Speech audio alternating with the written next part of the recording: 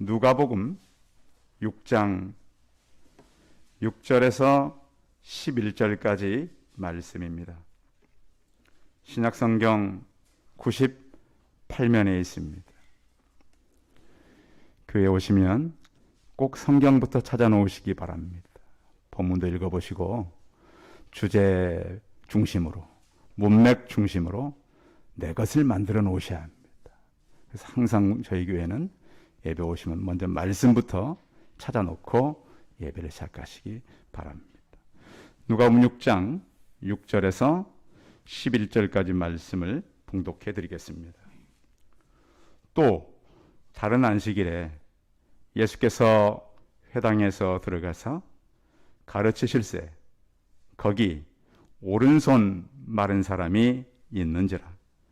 서기관과 바리새인들이 예수를 고발할 증거를 찾으려 하여 안식일에 병을 고치시는가 엿보니 예수께서 그들의 생각을 아시고 손 마른 사람에게 이르시되 일어나 한가운데 서라 하시니 그가 일어나 서거늘 예수께서 그들에게 이르시되 내가 너희에게 묻노니 안식일에 선을 행하는 것과 악을 행하는 것, 생명을 구하는 것과 죽이는 것 어느 것이 옳으냐 하시며 무리를 보시고 그 사람에게 이르시되 내 손을 내밀라 하시니 그가 그리하매 그 손이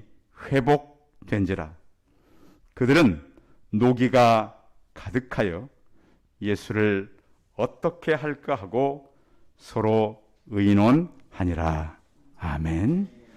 우리 옆 사람과 서로 인사하겠습니다. 만나서 반갑습니다. 예, 감사합니다. 주일날 이렇게 배우신 성도님들 감사하고요. 저 뒤에 우리가 잘 모르시는 분은 우리 부목사님 친구십니다. 그러니까 이제 친구분이 오셨구나 이렇게 생각하시고 저렇게 저도 한 번도 뵙지 못하고 멀리서만 이렇게 지금 보고 있습니다. 어제 우리 부목사님께서 내일 목사님 친구가 옵니다. 이렇게 해서 저도 이제 멀리서만 보고 있는데 굉장히 미남이시네요. 환영합니다. 우리 가정에서 우리 예배드리는 우리 성도님들 또 환영하고요. 또 오전에 못 오니까 또 오후에 오시는 분들에게도 은혜가 임하길 바랍니다. 이 시대를 바라보는 어느 그 목회자가 그런 얘기를 했습니다. 오늘날은 눈물이 말라버린 사막 같은 경건의 시대이다 그랬습니다. 사람들의 경건은 있고요. 예수님에 대해서 묵상은 하는데 뭐가 말라버렸다고요? 눈물이 말라버렸어요. 최근에 제가 만난 어느 분이 그런 얘기를 했어요. 목사님, 저희 가족의 한 사람이요, 성경은 그렇게 열심히 읽어요. 아주 막 성경을 읽는데 언제부터 언제까지 어디까지 해놓고 아주 이것을 전투적으로 읽으신대요. 근데 두 분의 관계는 좋을까요, 안 좋을까요? 이게 무슨 의미가 있냐고. 성경을 수백 번을, 아니 100번이 아니라 100번째를 읽는다 해도 옆에 있는 사람과 이렇게 싸울 거면 뭐하러 그렇게 열심히 읽냐고. 차라리 그럴 때는 조금 적게 읽더라도 옆에 사람의 아픔이 무엇인지, 옆에 사람이 뭐가 힘든지 이것을 나누는 것이 훨씬 더 예수님을 닮은 거예요. 근데 우리는 내가 가지고 있는 생각을 위해서 그렇게 이기적으로 살아요. 그래서 이 시대를 눈물이 말라버린 사막 같은 경건의 시대라고 그러는 거예요. 메말라가는 눈물. 우리가 언제 성경을 통해서 그리스도를 다시 확인하고 눈물에 습기가 있었던 적이 있었던가요? 성경을 통해서 우리는 예수님을 깊이 만나셔야 돼요.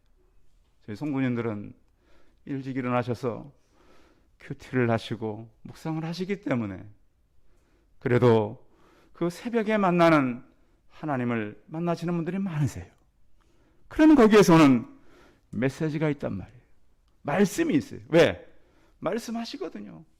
지금도 하나님은 계속 말씀을 하세요. 단지 우리 마음과 귀를 닫았을 뿐이에요.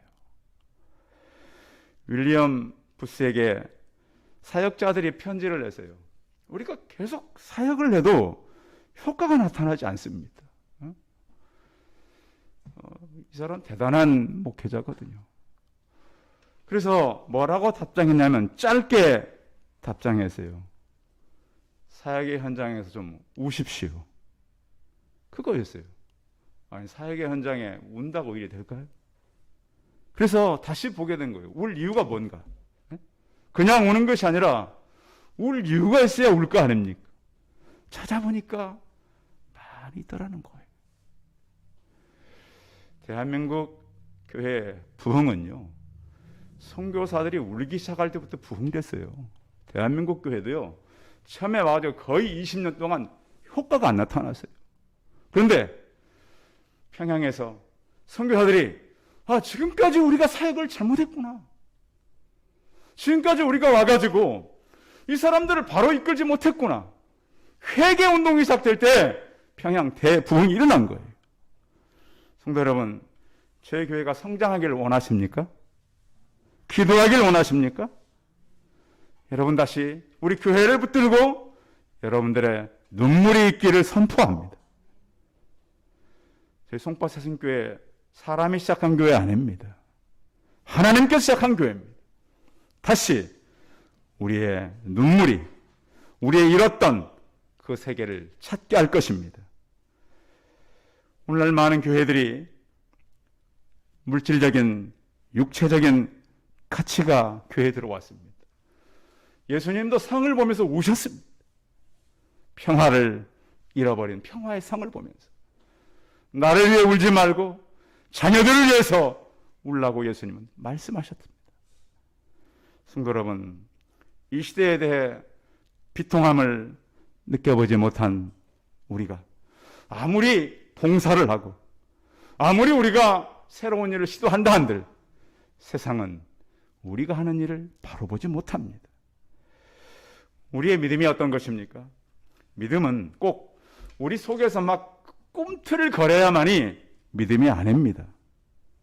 내가 전혀 믿음의 상태가 아니고 믿을 수 없는 조건을 할지라도 주님께서 내게 믿음을 주셨습니다. 사람들이 그래서 내가 어떤 내 안에서 뭐가 뜨겁게 일어나 일을 하지. 그런데 믿음의 실체는 그렇지 않습니다. 나와 내 상황이 전혀 그렇지 않더라도 믿음의 순종이 있다면 그곳에 믿음의 역사가 나타나게 되는 것입니다. 예를 들어 이런 것이죠. 어린 아이들이 태어나서 처음부터 막 달려다니나요? 여러분 그런 집 있어요? 예? 우리 집에는 태어나더니 바로 뛰었어요, 목사님. 그런 아이 있나요? 제가 지금까지 그런 얘기 못 들어봤어요. 처음부터 아이들은 어떻게 되죠? 누웠다가? 모르세요? 누웠다 어떻게 해요? 뒤집죠. 예? 권사님 바로 기든가요? 누웠다가? 뒤집잖아요. 하도 오래 계셔서 잊어버리셨나 봐. 뒤집고 나서 또 뭘 해요? 막 그 몸을 가지고 뒤집어서 기어요. 긴 다음에 또 뭘 해요? 그렇지, 안고 또 뭐 잡고 그러면 뭐 집에 있는 거 다 치우잖아요. 그러면 또 이제 잡고 일어서 가지고 어떻게 해요? 이제 한 발, 두 발. 그래서 금세 또 얼마 있지 않으면 뛰어요. 그래서 제가 저희 큰아이 1년 동안 물론 띄엄띄엄이지만 한 번씩 써놓은 게 있어요. 그래서 믿음도 마찬가지예요. 처음부터 달려가는 것이 아니라 내가 누웠다가 듣고 나면 뭔가 시작되는 거예요. 어느 날 보니까 달리고 있는 거예요. 수영도 마찬가지예요. 여러분 처음부터 수영을 잘하는 사람이 있나요? 나는 물에 들어가니까 바로 떴어 그런 사람 있어요? 없어요. 다 처음에 가서는 물을 두려워하는 사람도 있잖아요. 그리고 그 수영을 하는데 잘 못하는 사람도 있어요. 빨리 잘하는 사람도 있지만.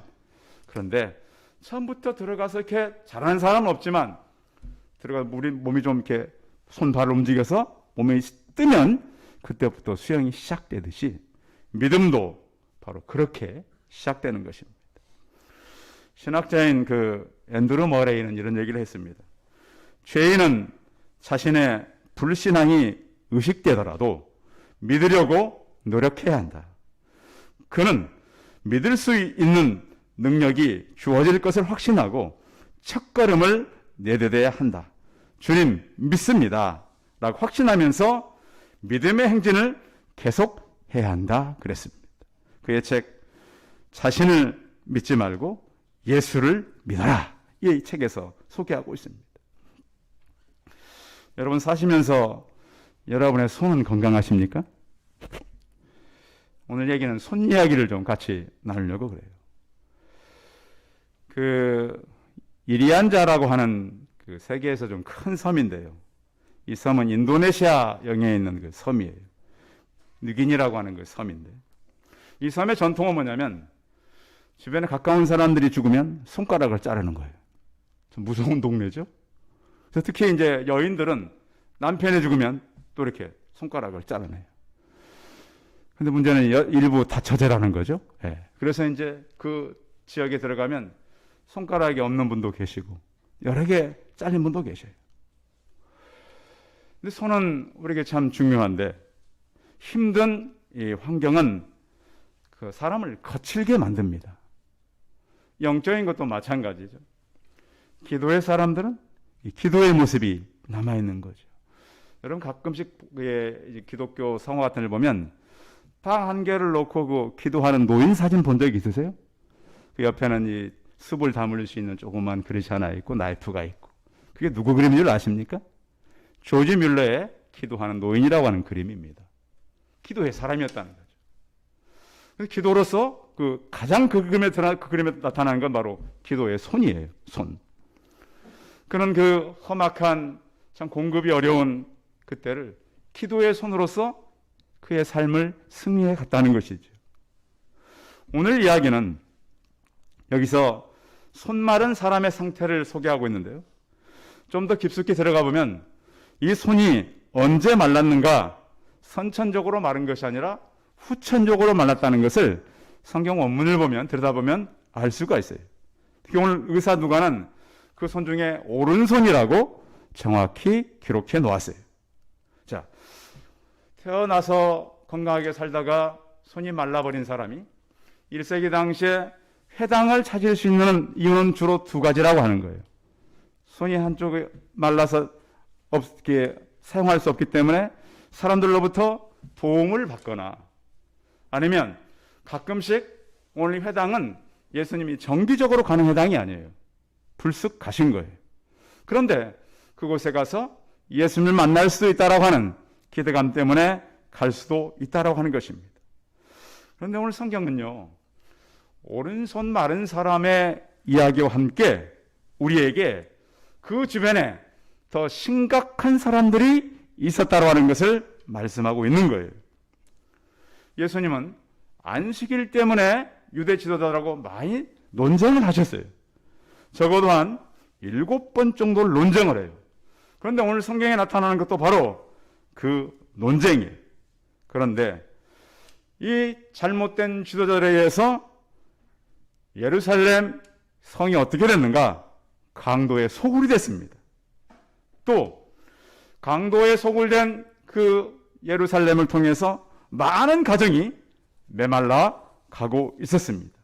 그래서 오늘 이야기는 사람들이 가지고 있었던 두 부류의 생각과 예수님이 했던 두 가지의 질문과 또 이 상황을 통해 나타나는 두 가지 반응이 나타나 있습니다. 그래서 안식일과 함께 우리가 비유를 통해서 말씀하고 있는 영적 질병의 치료에 대해서, 변화에 대해서 우리에게 교훈하고 있는 것입니다. 자, 오늘 본문 다시 6절 한번 읽어보겠습니다. 6절 시작. 또 다른 안식일에 예수께서 회당에 들어가사 가르치실세 거기 오른손 마른 사람이 있는지라. 자, 예수님이 그 안식일에 회당에 들어갔다. 근데 우리가 볼 때는 그냥 들어갔나 보다 이렇게 느끼잖아요. 그런데 하나님 된 예수님이 회당에 들어가면 어떤 일이 발생하는가, 이걸 지금 우리에게 설명하고 있는 거예요. 자, 제가 여러분 가정에 가서 이제 가정 예배를 드리기도 하고 신방도 가면 우리가 갔을 때는 큰 능력이 없어요. 예? 그런데 여러분 가정에 하나님 대신 예수님이 찾아오면 어떻게 될까요? 예? 엄청난 일이 일어나는 거 아니겠습니까? 우리가요 세상에 좀 높은 분들만 찾아와도 대단한 일 아닙니까? 그렇잖아요. 예? 그런데 우리는 우리 가정과 내 삶에 하나님 된 그분이 찾아온다는 사실을 우리가 믿어야 돼요. 그분이 올 때 우리가 어떻게 대접하겠어요? 요즘에 이제 코로나 때문에 봄 신방이 없는데 신방 가면 남자들이 좋아요. 남자분들이. 왜 그럴까요? 평소에 청소 안 하시던 분들이 봄 신방 되면 막 다 치우고 그래서 어떤 집은 꽃도 사다 놓고 그래요. 저희 온다고. 그래서 이제 갔다 오면 남자분들 그러죠. 목사님 1년에 몇 차례만 오시죠? 평소에 부지런히 안 따르는 사람이 그렇게 열심히 청소를 그런다는 거예요. 예수님께서 이 문제가 많은 회당에 들어가셨습니다. 그걸 지금 오늘 누가 하는 직업이 뭡니까? 의사예요. 그냥 의사입니까? 죽어도 살리는 의사예요. 그렇죠? 없는 것도 있게 만드는 그 의사 대신 예수 그리스도가 지금 회당에 들어가셨습니다. 이 예수 그리스도가 여러분 가정과 개인의 마음속에 찾아오기를 바랍니다. 능력이 나타나는 거예요. 자, 그런데 문제는 회당에 들어갔는데 회당에 둘러앉은 지도자들, 서기관들, 바리새인들은 전혀 예수 그리스도와 상관이 없어요. 오직 율법인 거예요. 율법에 안식일은 일하면 안 된다. 이렇게 돼 있어요. 그래서 그 당시에는 병을 고치는 것은 일이었어요. 예수님이 병 고치는데 시간이 오래 걸렸나요? 직접 어떤 병 고치는데 낫는 행위를 하셨나요? 물론 침 뱉어서 이렇게 흙 이겨가지고 발라준 적은 있어요. 근데 대부분 어떻게 치료하셨습니까? 말씀으로 간단하게 치료하셨어요. 그런데 자, 우리도 이렇게 역사적으로 보면 병이 한 번 나면 잘 낫는가요? 낫지를 않아요. 그래서 전에 우리나라는 병이 나면 어떻게 치료했습니까? 그렇죠. 구슬했어요. 자, 구슬하는데 국값은 깎아요, 못 깎아요? 못 깎아요. 부른 대로 줘야 돼. 자, 그리고 구슬하면 집에서 뭘 준비하죠? 음식을 해요. 저희들도 어릴 때 보니까 구슬하면 막 생전 보지도 못하던 그 과일들 잔뜩 차려놓고 그리고 또 구슬하면 돈이 많이 들어요. 그래서 의사들이 연구를 했어요. 왜 구슬하면 병이 낫는가? 첫째는 좋은 음식을 많이 먹는다는 거예요, 환자가. 두 번째는 돈이 많이 드니까 환자가 나아야 되겠다는 의지가 강해진다는 거예요. 그래서 낫는 경우가 많았다. 내가 그래서 찾아봤어요. 그렇게 해서 낫기도 하지만 또 우리나라 같은 경우는 전통적으로 낫는 약들을 보세요. 침 맞고, 바르고, 여러 가지를 해도 잘 낫지 않았어요. 그런데 예수님의 능력은 놀랍게도 그곳에 가서 말씀하면 낫다는 거예요. 그런데 그런 현상이 교회 안에 많이 있는 것을 우리는 믿어야 합니다. 어떤 의사는 그래서 그렇게 써있어요. 의사 그 기록지에. 병원에 가서 그렇게 치료했는데도 목사님이 안수해서 나왔어요. 그 환자 기록지에 치료 결과 안수해서 나왔음. 그 기록카드에 기록되어 있는 거예요. 왜? 자기가 의사인데 의사들이 얼마나 많이 공부하고 연구를 합니까? 자기 방법을 다 통과해도 낫지 않았어요. 근데 이상하게 교회 가서 목사님 안수했더니 나았다는 거예요. 의사도 믿을 수가 없죠. 믿을 수 없는 기록이니까 남겨놓는 거예요. 이 환자는 안수해서 나았다. 이렇게. 성도 여러분, 오늘 예수님께서 이 환자를 치료하는데 두 가지 사람들의 생각이 있습니다. 자, 예수님이 들어갔는데 또 다른 사람들은 뭘 하고 있었는가? 7절 읽어봅니다. 7절 시작. 서기관과 바리새인들이 예수를 고발할 증거를 찾고자 하여 안식일에 병을 고치는가 엿보니. 자, 이 유대 지도자들 바리새인과 서기관들은 뭐 하고 있었어요? 엿보고 있었어요. 성도 여러분, 오늘 예배를 드리러 오셨습니까? 엿보러 오셨습니까? 근데 예배를 드리러 오지 않고 목사님 설교 어떻게 하나? 그 교회는 뭐 하나? 성도 여러분, 예배는 하나님을 만나는 것입니다. 종교개혁은요, 예배의 개혁이에요. 잘못된 우상 종교를 하나님 믿는 종교로 바꾸는 종교개혁이란 말이에요. 오직 말씀, 오직 믿음, 오직 은혜, 그걸 받으시기 바랍니다. 그래서 그렇게 개혁교회가 된 거 아닙니까? 근데 이 사람들은 와서 엿보러 온 거예요. 예수님이 안식일인데 뭐하나? 그런데 우리는 예수의 이름으로 악한 더러운 생각을 이기고 말씀 앞에 서게 되는 것이죠. 자, 그렇게 그 안에 엿보는 사람이 있었는가 하면 예수님은 그 가운데서 한 손 마른 사람을 보고 있었다라고 하는 거예요. 제가 학교 다닐 때 저희 후배 가운데 이 팔은 있는데 손이 없었어요. 그래서 비 오는 날 한번 그 후배를 기숙사에서 만났어요. 그 후배가 제가 그러는 거예요. 선배님, 저는 비 오는 날이 제일 힘들어요. 왜 힘들까요? 예, 손이 하나는 없는 거잖아요. 여기까지만, 손목까지만 있으니까. 그래서 한 손으로 우산을 들면 그 가방을 그 신학생들은 꼭 가방을 메고 다니잖아요. 이상하게. 꼭. 근데 가방을 뭐 어깨에 걸쳐도 이게 얼마나 이렇게 해야 되는데 쉽지 않잖아요. 이렇게. 그래서 비가 오는 참 힘들다. 그런데 오늘 성경에 보면 이 손 마른 사람의 관심은 전혀 없어요. 오직 이 사람들이 율법을 잘 지키나. 우리가 바로 이제 그런 잘못된 것에 빠질 수 있어요. 그 사람에게 정말 필요는 무엇이고 무엇을 도와주는가는 모르고 이 사람이 어떻게 하나 이것만 하려고 한다는 거예요. 그런데 예수님께서는 그 사람을 이제 중간으로 일으켜 세우는 것이죠. 오늘 성경에 보겠습니다. 자, 8절 한번 읽어봅니다. 8절 시작. 예수께서 그들의 생각을 아시고 손 마른 사람에게 이르시되 일어나 한가운데 서라 하시니 그가 일어나 서거늘. 자, 예수님은 왜 바로 고치지 않고 이 사람을 서게 하셨는지 모르겠어요. 다 쳐다볼 수 있도록. 또 세워놓고 바로 치료하는 것 아니에요. 지금 환자를 세워놓고 예수님께서 질문을 하십니다. 자, 9절 한번 읽어봅니다. 9절 시작. 예수께서 그들에게 이르시되 내가 너희에게 묻노니 안식일에 선을 행하는 것과 악을 행하는 것, 생명을 구하는 것과 죽이는 것 어느 것이 옳으냐 하시며. 두 질문이죠. 살리는 것이 옳으냐, 죽이는 것이 옳으냐. 여러분 뭐가 옳습니까? 살리는 것이 옳죠. 그런데 지금 이 사람들은 사람을 죽이고 있는 행위를 안식일에 하고 있다라고 말씀하고 있는 거예요. 그런데 하나님은요, 우리에게도 생명 살릴 수 있는 기회를 주셔요.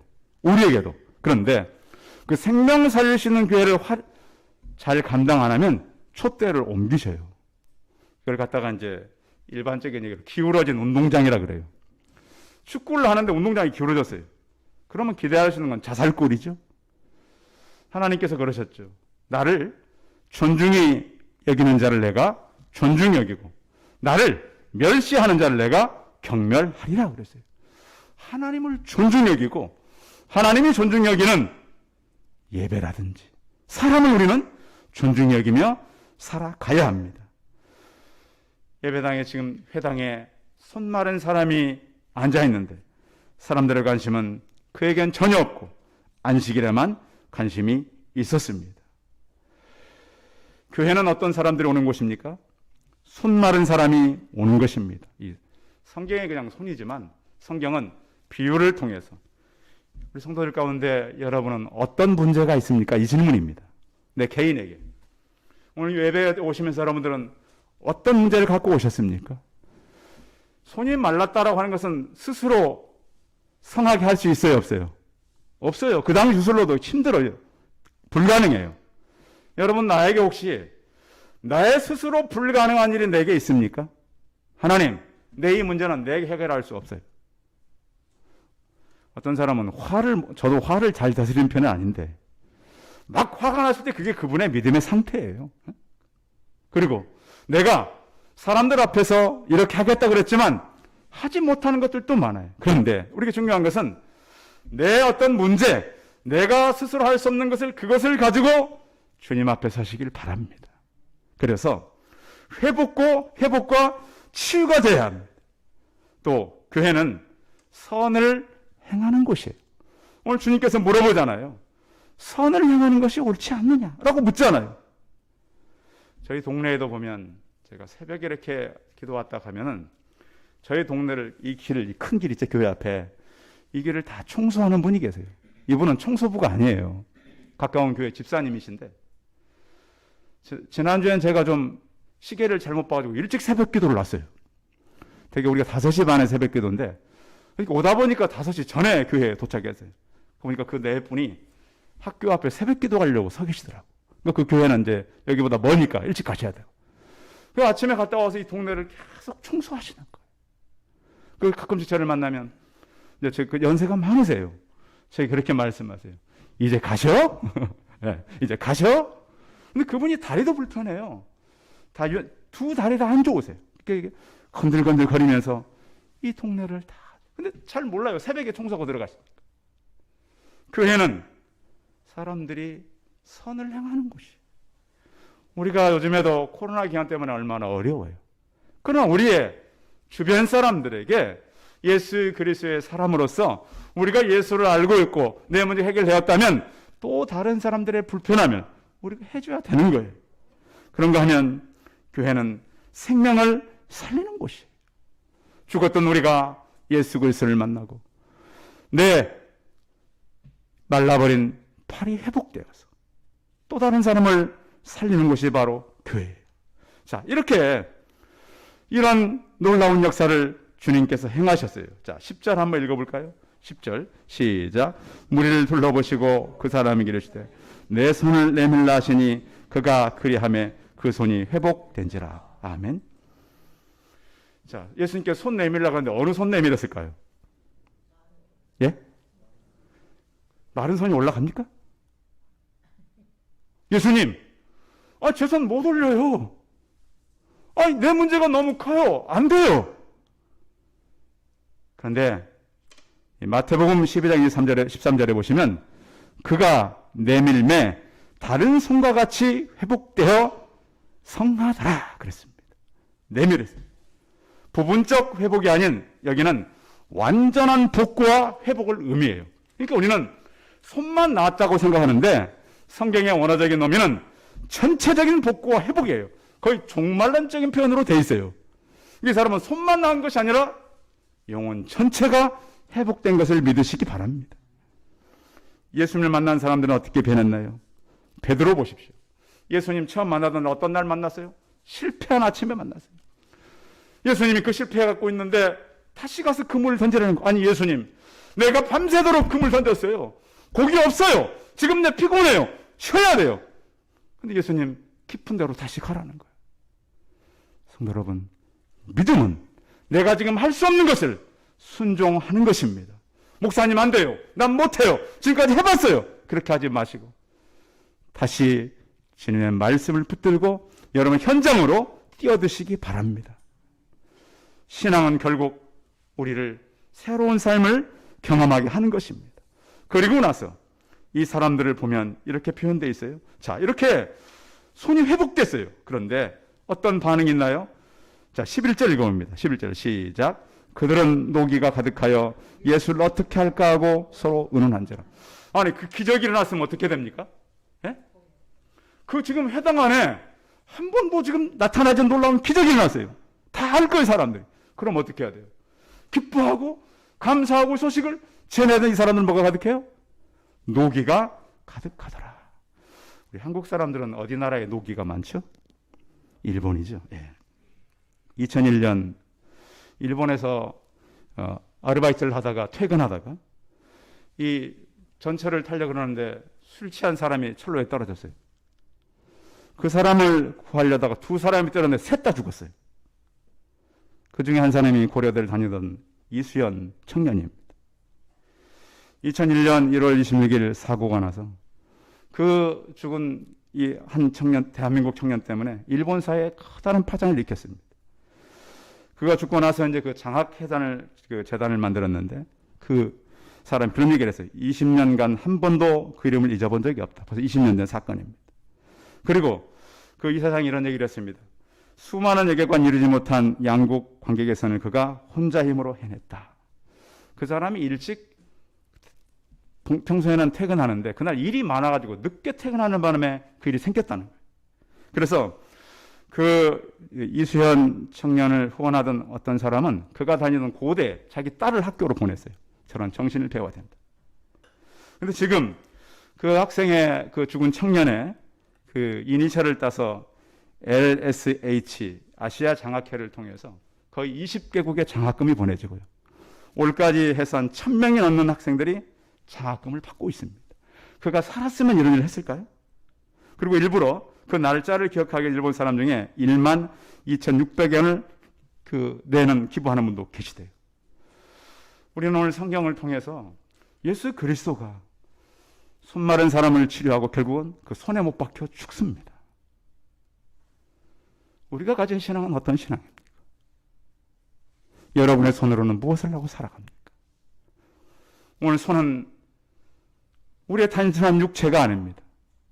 우리의 병들었던 영혼이 회복되어서 또 다른 영혼을 살려내고 예수 그리스도가 죽은 것이 아니라 내게 살아서 많은 사람들을 살려내는, 회복시키는 저 우리 성도들이 다 되시기 바랍니다. 기도하겠습니다. 살아계신 하나님, 회당에 하나님 되신 예수께서 들어가셨습니다. 그 안에는 두 가지 반응이 계속 반복됩니다. 생각이 다르고 말이 다르고 결과가 달랐습니다. 우리가 이 땅을 살아가는데 많은 문제들이 이 땅에 있습니다. 하나님 아버지, 우리가 지금까지 손이 마르고 눈물이 말랐다면 다시 우리가 전인적인 회복이 있게 하여 주옵소서. 예수 그리스도를 만나는 것은 어느 한 부분이 아니라 우리 전체적인 회복인 것을 깨닫게 도우시고 잠시 아니라 영원히 회복되는 것을 믿음으로 알게 하여 주옵소서. 전능하신 하나님, 그라에서 우리 남은 생애가 또 다른 사람을 살리고 이웃을 위해 봉사하며 헌신하며 살아가는 우리가 되게 하여 주옵소서. 주 예수 그리스도의 이름으로 기도하였습니다. 아멘. 네, 광고 말씀 드리겠습니다. 예배 오신 성도들을 환영하고요. 다음 주일은 어린이 주일입니다. 그리고 예배 참여할 때 여러분 마스크 쓰는 거, 감염 예방에 주의하시고요.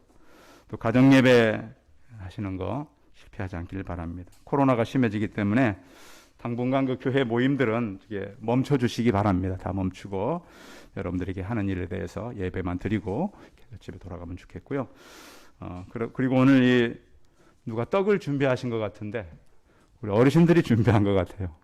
아무튼 여러분들 맛있게 드시고 또 우리 전홍균 집사님 그 근처에 다른 아파트로 이사하게 됐습니다. 축하해 주시면 감사하겠습니다. 우리 찬송 311장 하신 후에 축도함으로 예배를 마치겠습니다.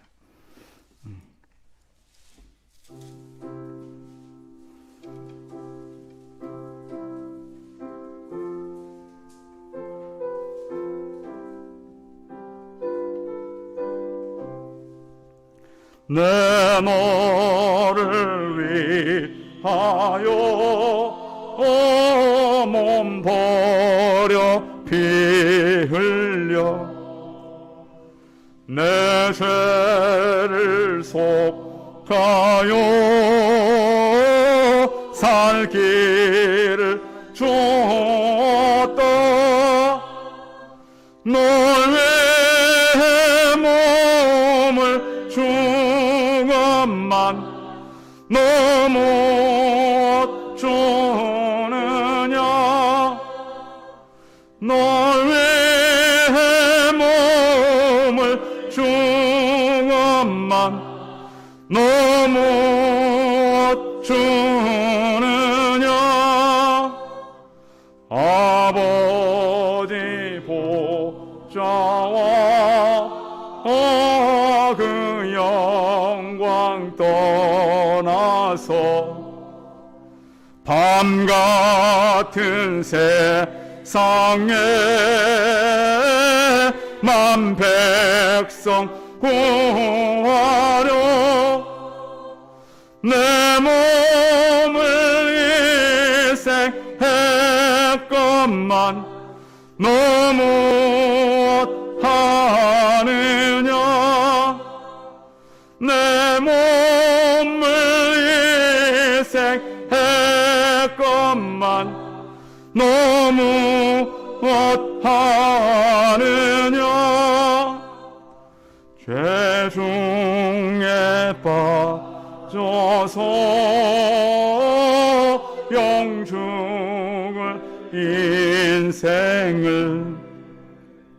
구하여 주려고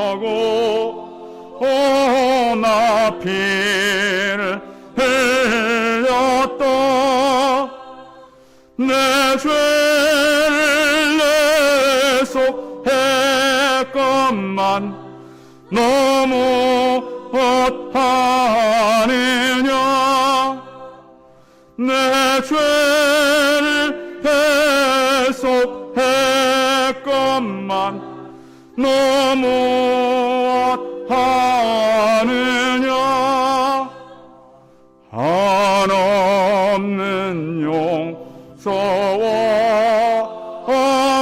참사랑 가지고 세상에 내려와